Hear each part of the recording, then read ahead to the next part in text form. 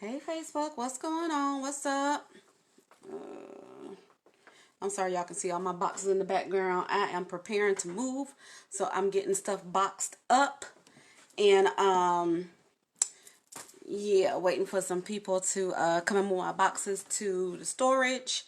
And yeah, that's about it. That's going on with me. How are y'all on this Monday evening?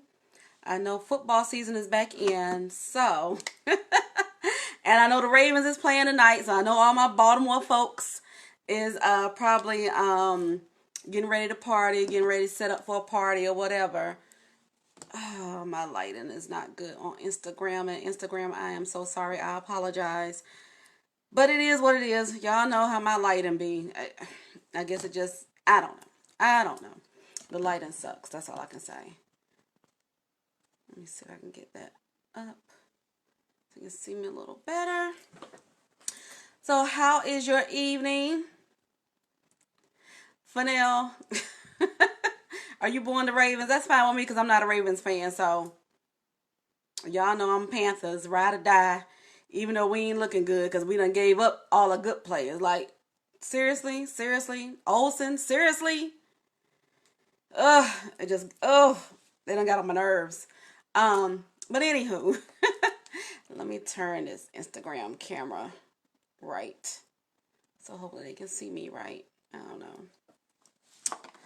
All right, y'all. So today's Money Monday is going to be about Dave Ramsey's 7 baby steps to financial freedom, basically, to being debt free, to building wealth.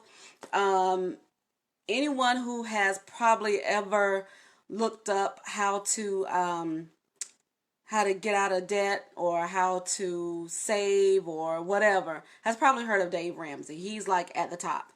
Him and Susie Orman are two people that I watch a lot.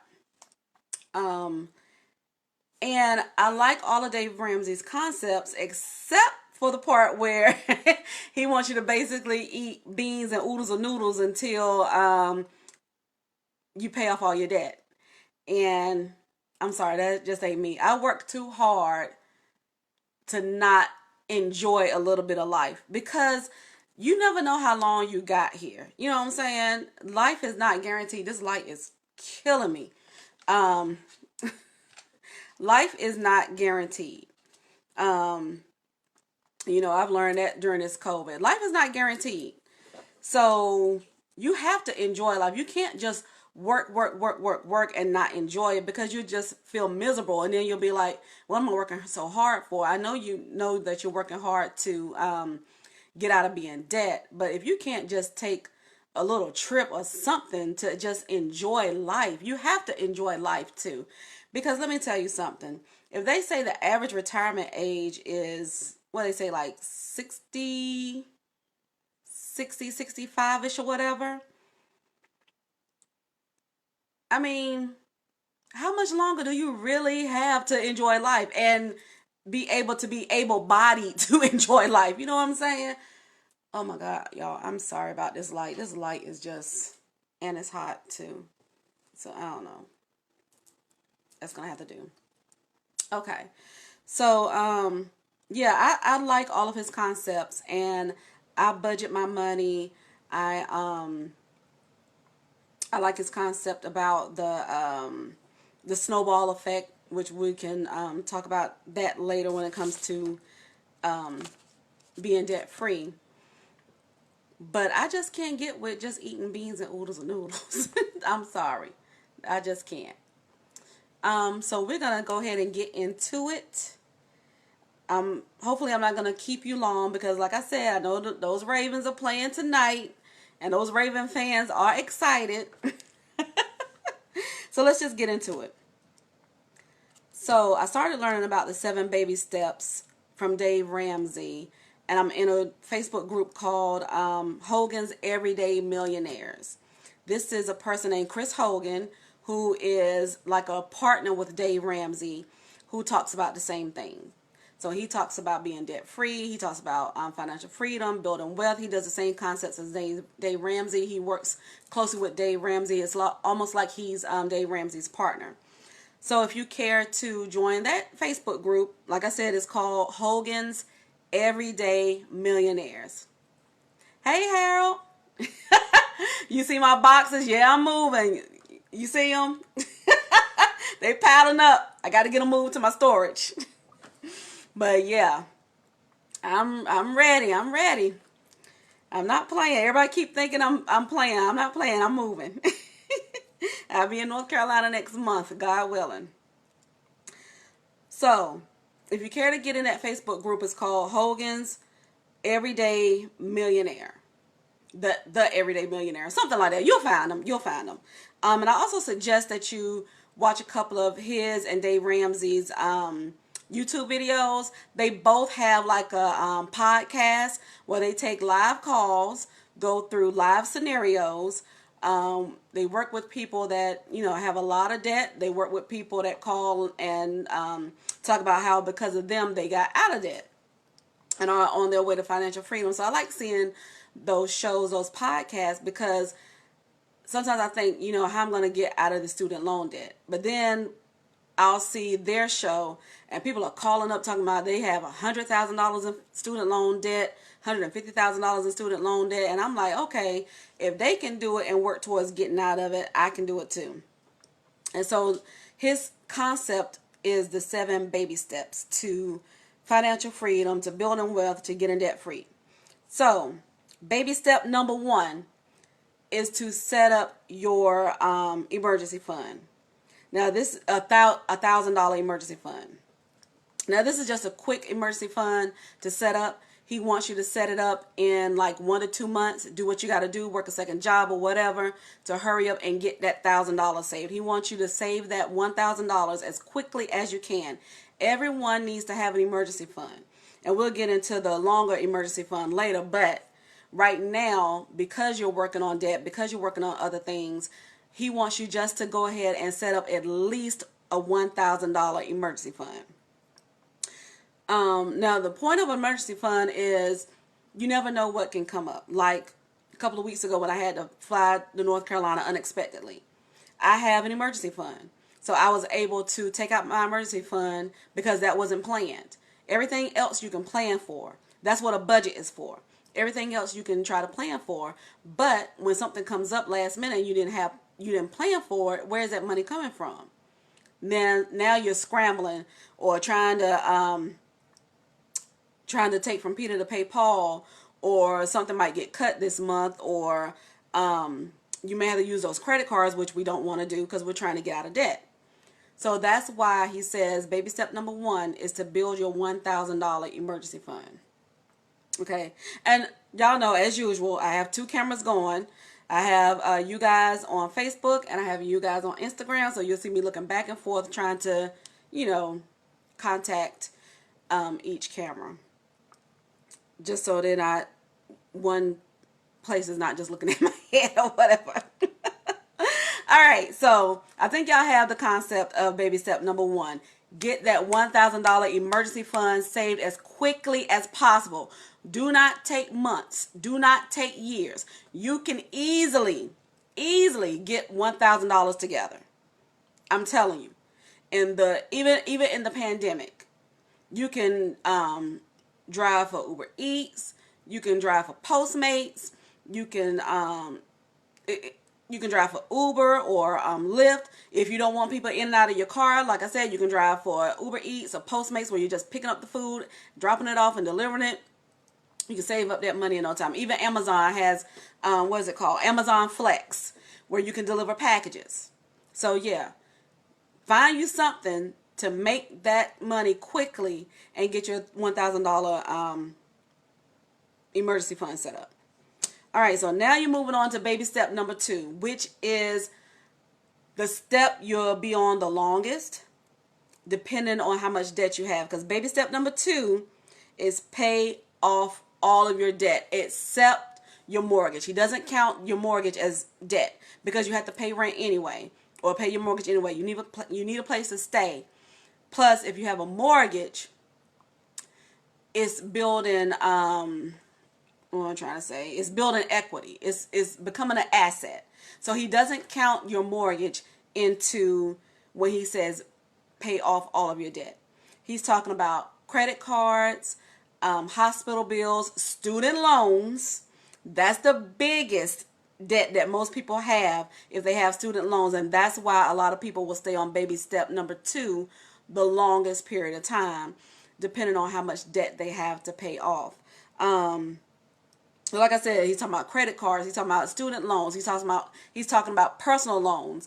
A lot of people have credit card debt. Some people don't have student loan debt, but they have a lot of credit card debt, because you will be surprised. Like I said, listen to some of Chris Hogan and Dave Ramsey's calls. You will be surprised how many people are living off of credit cards. A lot of people are living beyond their means, meaning they have more going out than what they have coming in. So they'll use credit cards to substitute for that instead of making a budget. Where's my budget? I had my budget book right here handy so y'all can see what I'm talking about. All you have to do is make your budget and see where the money is going. The first step to making a budget is to at least take 1 to 2 weeks to write down every single thing that you're spending money on. First, write down your fixed bills, because they're the same bills every month. Your rent, your mortgage, your lights, your water, your gas. Not gas for the car, gas for the house. What's another fixed one? Your car payment, car insurance, your homeowners or renters insurance. Write down all your fixed expenses. Then once you finish writing down all your fixed expenses, then write down your variable expenses, like your gas for your car, your groceries. What else? Let's see, gas for the car, groceries. If you have kids, you know, you have their lunch money. Well, right now they don't need the lunch money, but you know what I'm saying. And then after that, then write down what we call in the budget world, sinking funds. Sinking funds are things that you're planning so you can save up the money to be able to have it when you need it. Some of my sinking funds are Christmas, beauty, my health, which I count for my co-pays, vitamins, prescriptions, things like that. So it just depends on you. But the first step into seeing where your money is going and to seeing how to save where you need to save is creating a budget. I know I got all off the topic of baby step number 2, but to get out of debt, for me I believe wholeheartedly, in order to get out of debt and get out of debt as quickly as possible, you need a budget. Because you need to know where you have some extra money at. You need to know where you can cut some money. Like, if you need to cut that cable bill. And I'm guilty. Let me raise my hand. I'm guilty of a big cable bill. My cable bill is $220. Don't judge me. Don't judge me. And I got a Fire Stick too. So people are like, why do you have cable? Listen. I love my DVR. I'm sorry. I love my DVR. And the Fire Stick, I can't get everything on it that I need to get. And it's just, I don't know. It's my shows are there when I want to watch them. I may cut back. I don't know. I'm lying. I probably just, I just make the extra money so I can have that luxury. But like I said, if you don't need that luxury, or you don't have to have that luxury, or you can cut it down, that's a place where you can see where you can cut bills at. If you see that you're eating out too much, that's a place where you know you can cut your bill at. If you see that you're spending $10 to $15 at Starbucks every day on coffee and a Danish or something, that's where you can see where you can cut back. You don't need that coffee and Danish every day. Make coffee at home. Or I know a lot of people not going into the office, but like when I was working, my company had free coffee and free tea. So you can find ways to cut back on things so that you have the money to put into that debt. And when it comes to paying off debt, he has 2 methods. One method is called the snowball effect. One method is called the avalanche method. I said effect. One, one method is called the snowball method, and one method is called the avalanche method. Now, the difference in the two is that the snowball method, you'll list your debts from smallest to largest, and you start knocking them out one at a time. So the concept is, of course, you're going to make your minimum payment on each one of your debts. But that first debt, that's the smallest debt, that's where you're going to throw all your extra money in. Like I said, all the stuff that you're cutting out, now you're going to see if you're going to, he wants you to at least have an extra $200 to pay towards debt a month. It's not hard to get that. It's not hard to do that. You can, like I said, you can cut out Starbucks and have that $200 a month. So the concept is, you start working on the smallest to the largest, throwing that extra $200 on the smallest, paying the minimum balance on all of them. So let's say, for instance, let me write it down right quick.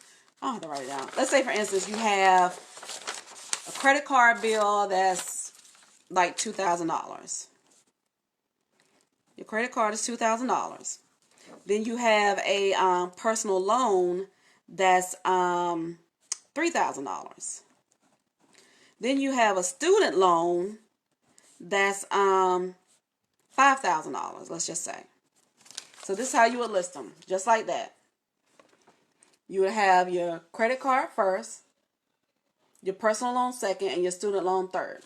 Now let's just say the minimum payment on your credit card is $50. And let's say the minimum payment on your personal loan is $100. And let's say the minimum payment on your student loan is $150. So then that's what that's going to look like.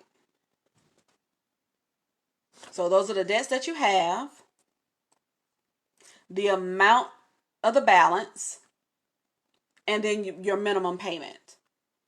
So what you're going to do is you're going to take that extra $200, add it to your smallest debt. So you're going to say $50 plus $200 equals $250. Then that's going to be $100, and that's going to be $150. So then this is what you're paying. So you're going to pay $250 to that credit card and still make your minimum payment to the personal loan, which is $100. Make a minimum payment to your student loan, which is $150, right? Then eventually, when you start throwing all that extra money to your credit card, once that zeroes out, then you're going to take that payment that you are making on the credit card and roll that into the personal loan. So you're going to take that $250 that now you have freed up because you paid off your credit card, right? So you're going to pay the $250 until the credit card is paid off. Once the credit card is paid off, you're going to roll that $250 into the personal loan. So then that personal loan is going to get $100 plus $250 to equal $350. So that's going to be, so you wiped out the credit card payment. Now you're working on your personal loan. So on your personal loan, you're going to be paying $350 on that every month. Still making the minimum payment of the student loan of $150. Once you pay off that personal loan, you're going to roll that $350 into your student loan payment. Got it? So you're going to take, we're going to say this is paid off. The personal loan is paid off. Then you're going to say $150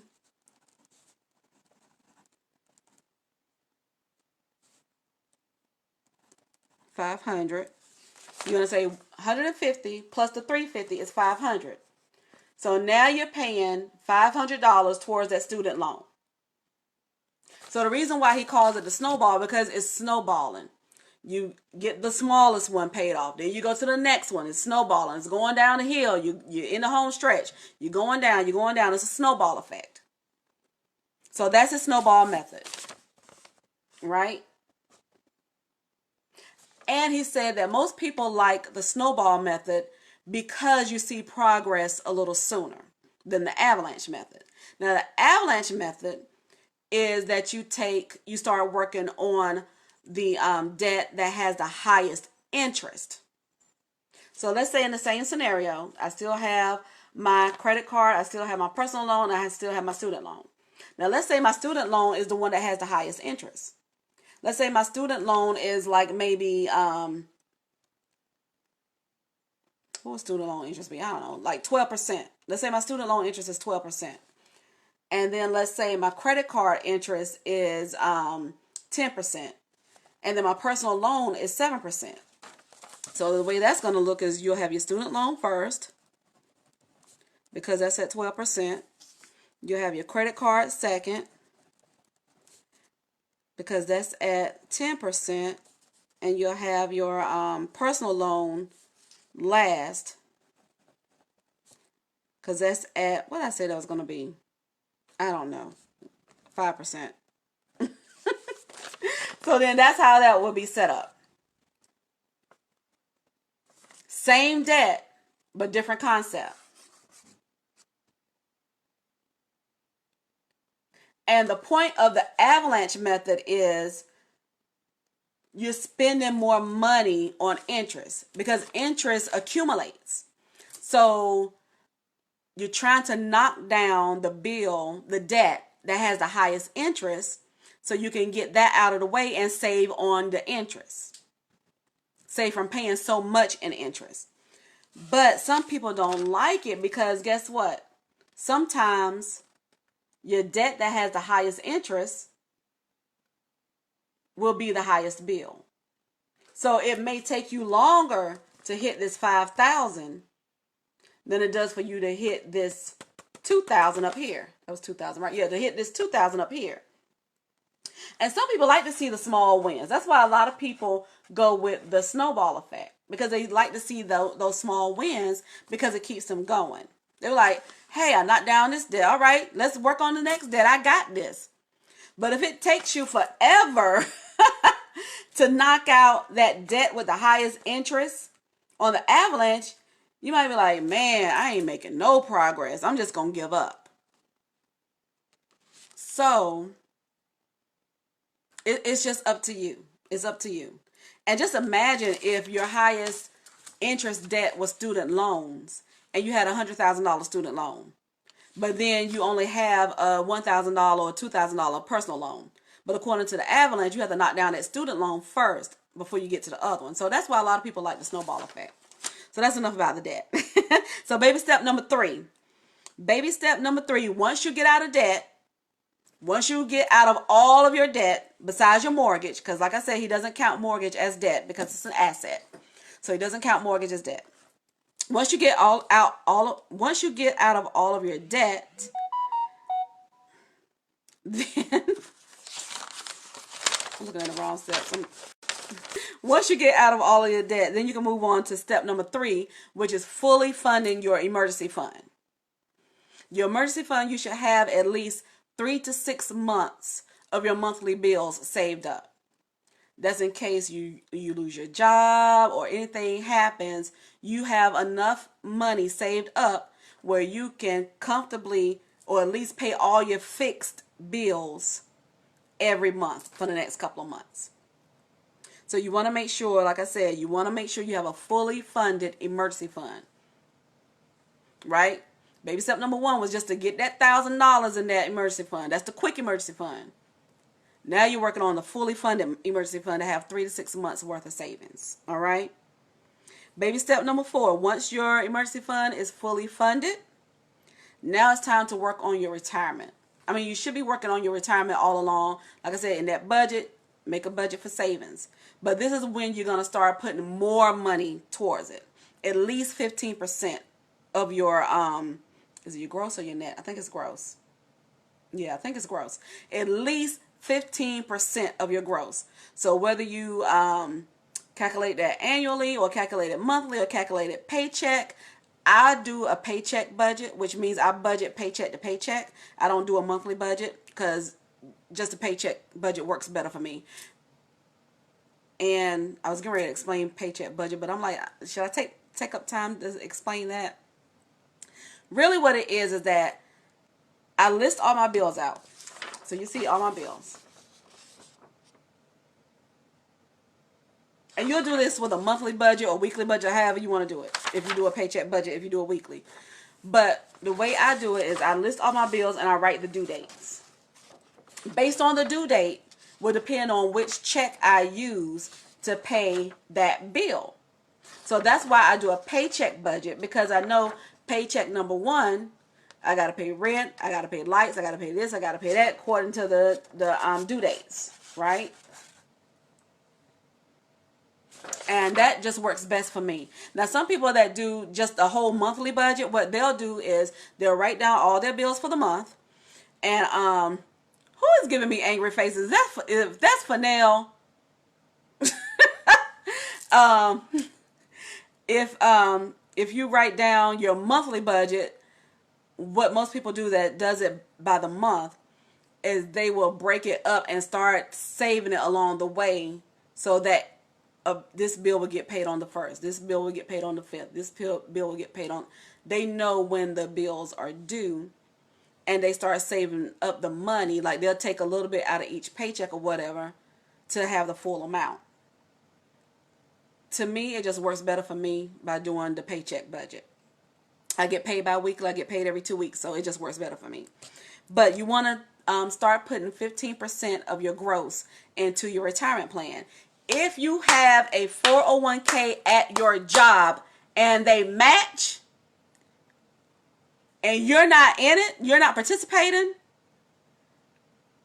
I just don't know what to say. I don't know what to say. I'm at a loss for words.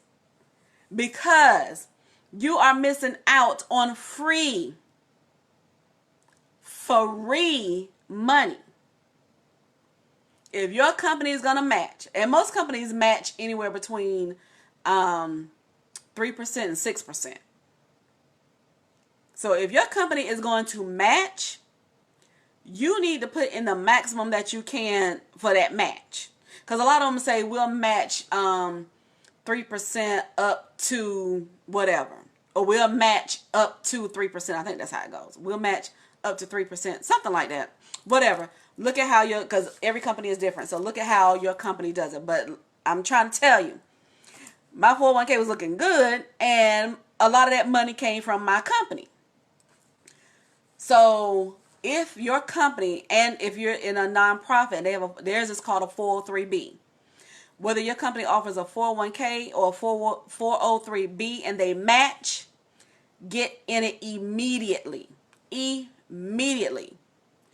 Plus, the good thing about that too is you don't even see that money coming in anyway. It's automatically taken onto your paycheck. Automatic savings. Automatic building savings, building your retirement. Do it. Do it now. Change it tomorrow. Start paying into that 401k or 403b now. Also, once you get up to the limit of the match, also take you out a Roth IRA.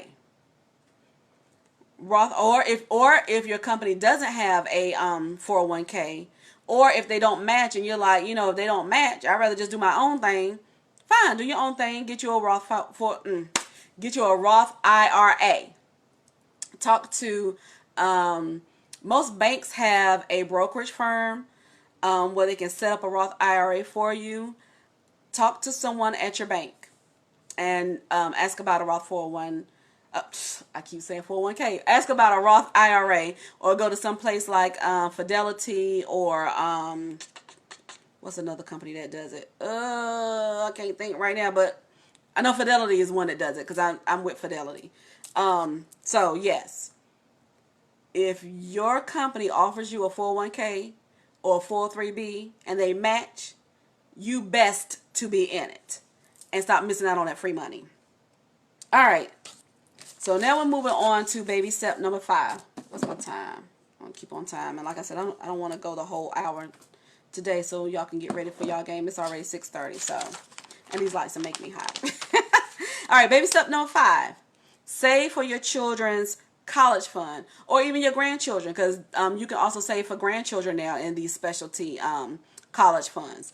So he recommends a 529 college savings plan, or an education savings account. And you get tax breaks for using those as well. I don't have kids. I mean, Lord, not kids. Meant to say I don't have little kids. I don't have little kids and I don't have any grandkids. So I don't need baby step number 5. But if you do, baby step number 5 is save for their college fund with a 529 college savings plan, or ESA, which is an educational savings account. All right. He doesn't say how much to put into it. It's up to you. A lot of people will look at maybe how much the local college costs, and then add inflation into that, and then add up the amount of years it will be until their children or grandchildren go off to college. And that's how they will break that calculation down as to how much they should be contributing every month. And I think there's a lot of different Excel spreadsheets and stuff out there where you can calculate that information and put in some different things. You can put in the amount of years and all that kind of stuff to break it down to see how much you should contribute to the college fund. So like I said, I don't have little kids. I don't have grandkids, so I can move right to baby step number 6, which is pay off your home early. So here's where the mortgage comes into play. Now that you're out of debt, now that you've built your emergency fund cushion, now you are in the home stretch of paying off that house early. Let me tell you, people, even just one extra payment every other month will save you so much in interest. So much. If you can put an extra payment every month, that will save you, like tens of thousands in interest. Y'all just don't know. So let's say for example, you bought a $200,000 home and you got a 30-year mortgage on it. By the time those 30 years are up, you would have probably paid almost $400,000 on it. It almost doubles because of the interest, the amortization. And there's a lot of calculation sheets out there to show how much you're paying in interest when you get a mortgage. I just started looking into that because I am looking into buying a home. When I moved back to North Carolina, I'm looking into buying a home. And the first thing I'm thinking about, okay, let's see, how can I get this house paid off early? Where can I find me some extra payments to put towards the mortgage? But first, I got to complete baby step number 2 and get out of debt first. But I do want to at least throw an extra $100 towards it, even though I know all of it should be going towards my debt and reducing debt. I know I can find an extra $100 where it won't kill me to still be paying off debt and still put towards my mortgage. And then once I pay off debt, then I'll put all that money that I was spending on paying debt towards paying off the mortgage early. And some people will get a 15-year mortgage instead of a 30-year mortgage. And that's something you have to think about. But for me, I had thought about a 15-year mortgage, but it would make your payments a lot more higher.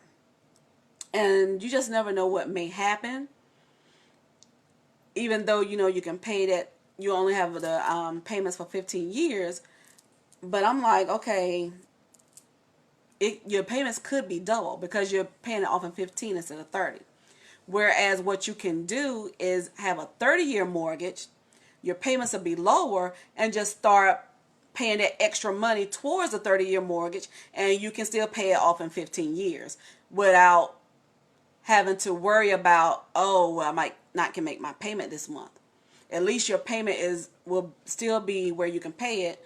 Like if my mortgage is $1,000 for a 30-year mortgage, and I have the extra money to put $400 or $500 extra a month on it, instead of saying, my mortgage is $1,500 or $1,600 because, you're in a 15-year fix instead of a 30-year fix.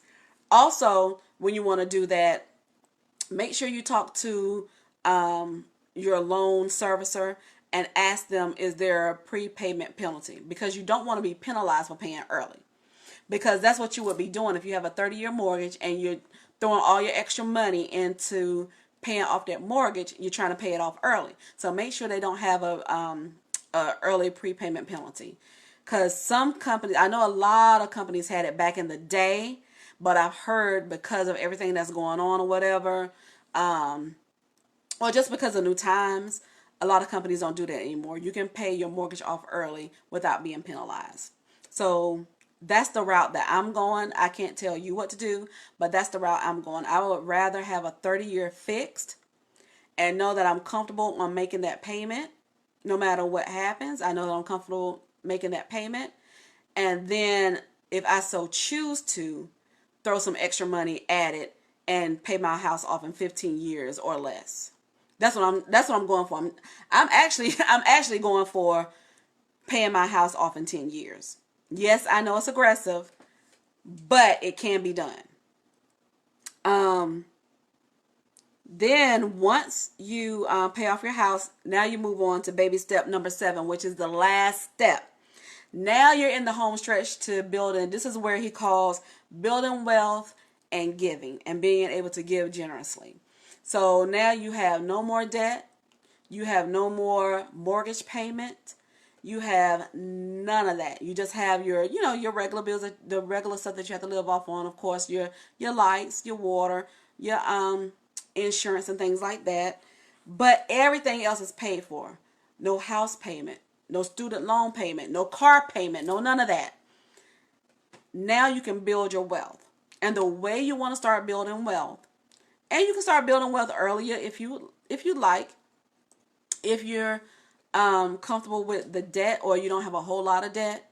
Some people kind of parallel some baby steps at the same time, work on different stuff at the same time. Build wealth with real estate. Now that your house is paid for, buy you a rental property. Or maybe by the time you pay off your house, it may be time to upgrade if you want to upgrade. Now, again, you just got out of debt, so you may not want to take on any more debt unless you rent out your property and you're getting more rent than what your new mortgage will be. See what I'm saying? Or you find a property to rent out and let that rent pay off that mortgage, pay on that mortgage. So that's where you build wealth. You start building your assets. You start, being able to give generously. You're just living good. Life is more easier because it's less stressful because you don't have the weight of debt on your shoulders. Stress kills. And a lot of people are stressed out about money. Money is like the number one stressor. It is. And it's better to have a plan to work on not feeling the stresses of that debt or stuff that's hanging over you. And like I said, budgeting is a plan. Budgeting will help you achieve these baby steps. Not saying that you can't achieve the baby steps without the budget, but just think about this. The reason why your credit cards are maxed out is because you're overspending, right? The reason why you can't really the reason why you're only making a minimum payment is because you're probably living beyond your means. Cut that stuff out. Cut it out.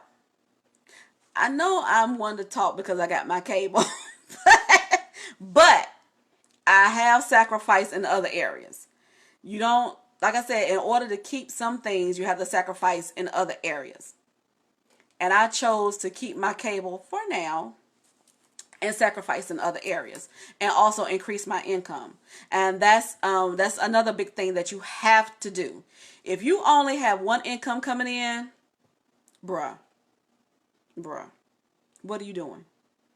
What are you doing? If you only have one income and you're in debt, you are not working the plan. You are not working the plan. If you're broke all the time and you only have one income, you need to do something. Whether it's a part-time job or starting your own business or something, I suggest starting a home-based business. I know it can be difficult, but you have to work it. Find something that you like to do. Find something that you know is going to make money. Or like I said, if you need to get a part-time job, get a part-time job or be an independent contractor. You know, I contract my services out for HR consulting. That's one of my side hustles. Get you a side hustle. You need a side hustle. In order to get out of debt, you need to bring in more income. Because you got into debt because of overspending. Or if you only have student loans, if your only debt is student loans, you got into debt because you needed that education. Now that you have that education, it's time to start paying off those student loans. And Lord have mercy. Let me tell you something. Hey, Jennifer. Hey, girl. Hey. Let me tell you something. If I knew then what I know now, I wouldn't have never got into this much student loan debt. Never. Or I would have been smart. If I knew anything about real estate, I would have been smart and taken my some of my student loan to invest in property. I'm trying to tell you. And that's what I'm trying to tell my kids now. Take advantage of this grant money and stuff like that while they still have it, because you know they keep talking about doing away with the Pell Grant and stuff like that. I'm trying to tell my kids, go to school, go to community college, take some classes, and when you get that check, invest it. Either invest in starting you a home business, or invest it in some real estate, or just invest in yourself to earn more money. And I'm a single person. I mean, it's a lot easier when you have a partner, when you have a spouse or whatever, because I watch some of these videos. Like I said, y'all know I love me some YouTube. Oh, by the way, I'm starting me a YouTube channel. Hey! I'm starting me a YouTube channel now. Look here now. It may be a hot mess in the beginning, okay? Y'all know I'm technically challenged, technological, however you say it. I'm challenged. I don't know anything about camera work. I don't know anything about lighting. I don't know anything about editing. I don't know any of that. All I know is the stuff that I research and try to share with others. So somebody was like, why don't you share it on YouTube? I'm like, okay. So y'all, I want y'all to check out my YouTube channel. It's Tonya Gemini, I believe. You know what? See what I'm saying? I don't even know. Wait a minute. Let me look real quick. By the way, that's the end of the baby steps. So anybody have any questions? I can take questions now while I try and look up my YouTube channel. Is it Tonya Benz or is it Tonya Gemini?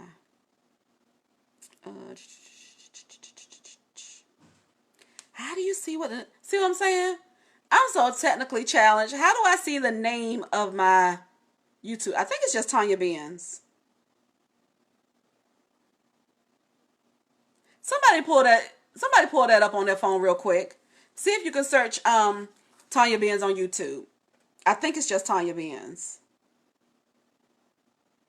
I think it used to be Tonya Gemini, but I think it's just Tonya Benz now.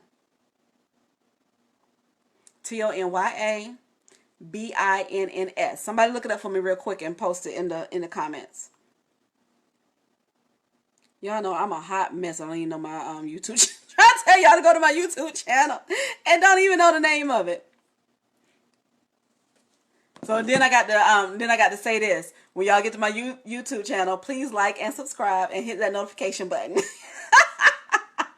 What I'm gonna do is I'm gonna probably this weekend when I have the time,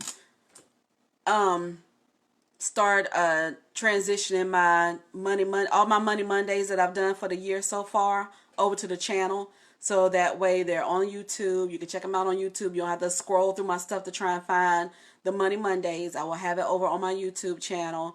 And also I'm going to bring on more budget videos. People seem to enjoy that. And I like watching budget videos too. I like watching budget videos because I'm always learn something. It's Tonya. Thanks, Jennifer. Whoop, whoop. So I love it, just simple and easy. Tonya Benz. There you go. Maybe I should do Tonya Benz lifestyle or something. I don't know. I just try to leave it simple and easy, but I do want to kind of add something in there. Is there with the pretty? Oh, thank you, Jennifer. It's I want to like put something onto it to kind of say generally what my channel is about, like maybe Tonya Benz lifestyle or Tonya Benz talks money or something like that, talks finance. I don't know, something that goes with my Money Mondays and budgeting. I pulled out my budget books again just to show y'all. This is what what time is it? Let me see. Look, I try to keep it short, but it's still 10 minutes. But as y'all can see, these are my cash envelopes that I made. That's what I'm talking about budgeting. I got my cash envelopes. And then I have my my little book where I keep my sinking funds envelopes. So these are my sinking funds I was talking about earlier. So I have gifts. I have, oh, wait a minute, how are they backwards and upside down? Oh, just this one. I have my beauty. I have the health. I have, what's next? Christmas. And I'm not faking the funk, y'all. It's money in here. There's Christmas. There's my health. Now with my Christmas, when it gets up to a certain amount, I do deposit that in the bank, and I have a separate savings account for Christmas. Next year I'm gonna start back doing my Christmas club account with my credit union, which is the North Carolina State Employees Credit Union. They actually have a separate account called your Christmas Club Savings Account. And I used to do that back in the day. I don't know why I stopped. I started doing this, but I'm getting ready to start back doing it because you do earn a little interest, maybe pennies, but what you can do is that you can move it from your account to the Christmas account. So if I know that I'm putting $50 into my Christmas sinking fund per paycheck, then I know every paycheck I just need to move that $50 over to my Christmas fund account. And then what they do is they give you the money. You can't get the money out. That's what I like about them. You cannot take the money out. They will send you the money or release the money, however you want it. They'll either send it to you in a check or you can put it back into your regular account. And they'll send it to you like, I think the weekend before Black Friday, or either that first weekend in November. So from January to November, you're saving the money in your Christmas Club account. So I think I'm going to start back doing that next year and just moving the money over instead of because all I do is just put the money in the envelope and then I take it to the bank. So it's like, I might as well just get the account. So yeah, some of my sinking funds, household, I got my household sinking funds. Got the money in here. And I have these little cards where I kind of just keep track. If you would like to purchase some of these, they're over there. If you would like to purchase some of these, I do have some of these on for sale. I have a couple of stacks left. I did sell quite a few this weekend, but they come in a pack of 10.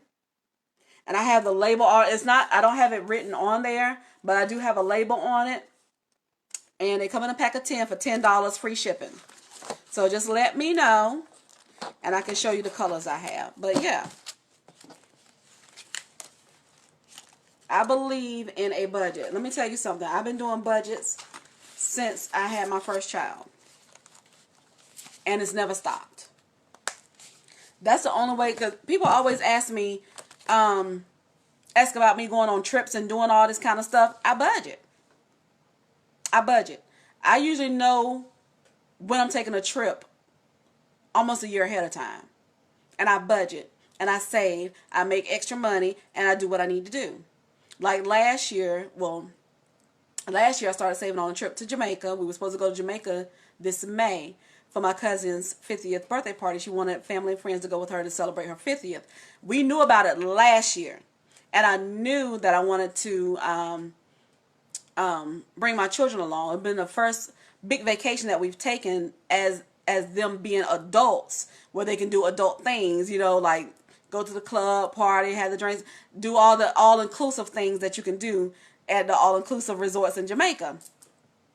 So I knew it was going to be, I had to pay for 4 people, myself and my 3 children. So I made a budget of planning to spend $6,000 because the whole trip was going to be $1,200 per person. So you're already talking about, what's that, 4, 2, 4, 6, 8? That was already $4,800 just for the airfare and the hotel stay. That was already $4,800. So I wanted the extra $1,200 so we can take excursions. We can buy souvenirs and things like that. I didn't want them to have to come out of their pocket for anything. This was going to be a trip that I treated them to because they deserve it. They're good kids. They deserve it. And they've never been out of the country. So I was going to treat them to Jamaica, and then the pandemic hit. But point being is, I knew ahead of time. I made a plan. I budgeted for it because I had my, let me show you my vacation. Y'all think I'm lying. My sinking funds. Let me find my vacation. Here we go. My vacation sinking fund. Now, I don't keep money in this one because it all goes, I move the money. But guess what? Bam. I don't know if y'all can see that.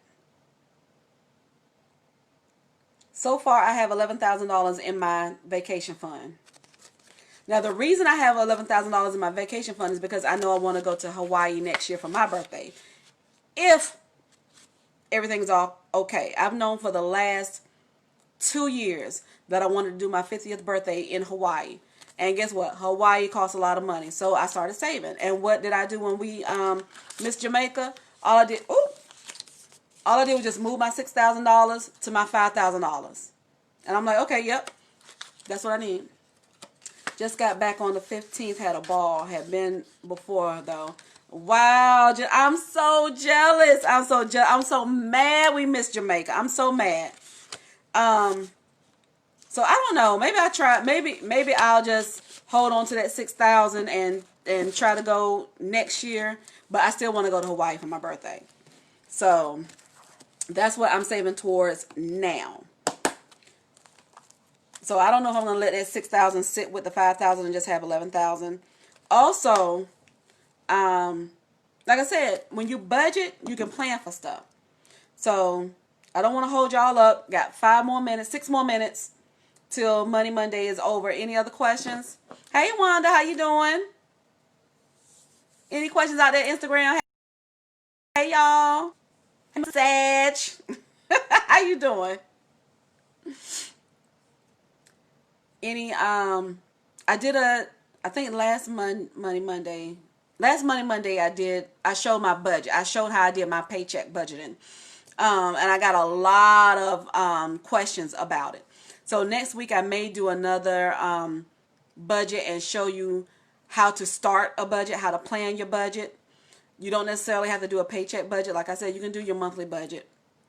Paycheck budget just works best for me. And I see that especially a lot of people that get paid weekly, they say a weekly budget really, really helps them. Now, if you get paid once a month, a monthly budget would be good for you. But even if you don't get paid once a month, if you just like to do it monthly, you can do that. Like I said, you start with your, no, I was going to say you start with your fixed bills. But no, you need to start with having a little sheet of paper. Just carry a little sheet of paper in your pocket or your purse, and write down every single thing you spend money on. I don't care if you stop at the gas station to get gas and buy soda and a candy bar. You're going to write down what you spent on gas. You're going to write down what you spent on the soda and the candy bar. Because you'll have 2 receipts. You have your gas receipt and you have the receipt that you spent on the soda and the candy bar. I don't care if you put change in the vending machine. I want you to write it down. Your Starbucks trips, write it down. Going to Dunkin' Donuts, write it down. Happy hour, write it down. Going out for lunch, write it down. Going out for dinner, write it down. The first step is to know where you're spending your money. Where is your money going? So then at the end of all that, you're going to add up all of that, including your fixed bills. Remember I said your fixed bills, and also your variable bills. Stuff that's not the same amount every month. So your fixed bills is something that's the same amount every month. Like your rent, your mortgage, your car payment, your car insurance, your phone bill, your renters or homeowners insurance. All of that is fixed bills. My cable bill is a fixed bill. I pay the same amount every month. If you're on budget billing for your electricity, that can be a fixed bill because it's going to be the same amount every month. Some people will still put electricity in their fixed bills anyway, which is totally up to you. They don't put it in their variable bills, but some people put it in their variable bills. Like they will have a cash envelope for their lights. I don't have a cash envelope for my lights because my lights, even though I'm not on budget billing, they're usually the same every month because, like I said, I'm by myself, so my light bill is usually the same every month. But yeah, and then like I said, then you would go with your variable bills. Your variable bills would be your groceries. It would be your gas for your car. It will be your giving. I put giving in my cash envelopes. Look, don't judge me. I got lottery. That should be a fixed bill because I spend the same thing every week. I spend $20 a week on lottery. Don't judge me. You got to be in it to win it. That's all I'm saying. Now, y'all might be wondering why I don't have anything written on here. This is my what I call my mini emergency that I just keep in my cash envelope. So a little bit of extra will go in here. But I have an envelope I do have a sinking funds envelope that's extra. I just got extra written on it. What I do with that, where is that at? Extra. Whoop. Now this is my biggest one. My extra just means the extra money that I have left over after I pay out all my bills. After I make a budget for every single bill that I have, including my sinking funds, my cash envelopes, my fixed bills, my savings, my giving, all of that. This is where the extra goes. Because I try to do a zero budget, which means that every dollar is accounted for. So in my extra just means, like, say for instance, if I go over on my budget for my car maintenance, I'll just put that extra. I'll pull it out of my extra. Like I needed my extra when I had to go to North Carolina last minute, and I ended up staying in North Carolina for 2 weeks. That was a very unexpected. And that's where your budget comes in. Because if I didn't have my extra, if I didn't have my mini emergency fund, if I hadn't budgeted for other stuff, then I would have been asked out for real. And I would have been mad because I would have been asked out. Or I would have been asking this person and that person if I can borrow some money. Or, well, I wouldn't have asked to borrow some money. I would have just used my credit cards. All my credit cards are paid off. I don't have any credit card debt at all. All my credit cards are paid off. But why is people blasting music outside my door? But if I didn't have my emergency fund and my extra and all that kind of stuff saved up, I would have had to use my credit cards again. And there I would have been in credit card debt again and having to pay my credit cards off. So it is the end. It is 7 o'clock, so I'm going to let y'all go. But that's the whole point. Do the baby steps. Check out Chris Hogan and Dave Ramsey. They have podcasts and stuff. They're on YouTube, everything. I love their teachings. I love budgeting. Watching some budgeting videos. Watch my budgeting videos. I'm going to start putting up some budgeting videos. And just let me know how it goes. All right? Y'all can leave comments on there and everything. So I appreciate you. Please like and subscribe and click that notification button. And let's help me get my new channel up to 1,000 views. Not 1,000 views. Lord have mercy. Lord. 1,000 subscribers. See what I mean? I need 1,000 subscribers. All right, y'all. I will talk to y'all next Monday. See y'all later. Instagram, you get ready to end anyway because y'all cut me off at an hour. Peace and blessings. Thank y'all for watching. Y'all have a blessed night. And I hope y'all Ravens fans Have a good night. Talk to you later. Bye.